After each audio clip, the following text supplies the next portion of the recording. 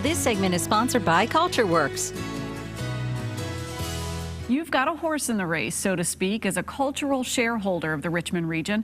CultureWorks' new president, Scott Garca, joins us this morning ahead of a big event returning this June. Welcome, Scott. It's great to have you. Thank you very much. It's great to be here. Welcome aboard to CultureWorks. Thank you. For anybody who's not familiar with this organization, tell us what it's all about. Sure. CultureWorks is a nonprofit organization focused on strengthening our region and doing that through arts and culture. How does CultureWorks really go about doing that in the community? Well, we're not about art for art's sake. Rather, we're about the impact that arts and culture organizations have on our community. And that impact is broader than a lot of people might think. There's the impact that we all can see every day when we're experiencing arts and culture in the community. But there's also the impacts that it has on education, it has on economic impacts, and it also creates an environment that attracts and retains great talent for our employers. And in a world where cities are really competing for great talent, arts and culture is one of those things that makes Richmond a great community. So we go about doing that by working with those 140 arts and culture organizations, helping them to be more together than they are individually, helping them to be more than the sum of their parts. We advocate for those organizations. We advocate for arts and culture as a whole. We also are a convener. We bring together the arts and culture organizations to work together. And we also provide support services for those organizations as well, including funding opportunities for individual artists and individual arts and culture organizations. So it would seem that an organization like this would be critical in a community, and yet a community is very fortunate to have this kind of organization because of the support that it provides and really the opportunity to let those other organizations thrive. That's exactly right. We consider ourselves a backbone organization, working with those organizations to help them thrive. So together we all sort of raise the water level for arts and culture and for the region as a whole. We talked about this event coming up. We've had the Expo on our radar before in years past. This is the 5th annual event coming up. It's returning to the Science Museum of Virginia. What's in store this year? Sure. We're all really excited to have the 5th annual Arts and Culture Expo. By moving it to the Thalheimer Pavilion, which is the tent behind the pavilion, we're making it more of a summer festival feel this year. We're going to be bringing in food trucks and craft beer and making it more of a lively festival feel so that hopefully people will come out and enjoy and learn something new about the arts and culture experiences that they have that can really touch their lives and really make it a great day.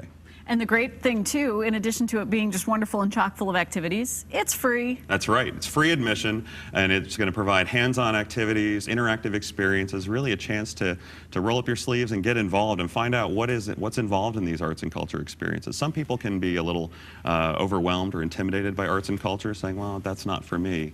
But I think what people can find is that there is some element of arts and culture that touches everyone in some way, and this is a great opportunity to see. We have over 60 organizations participating, and you're bound to find one that interests you.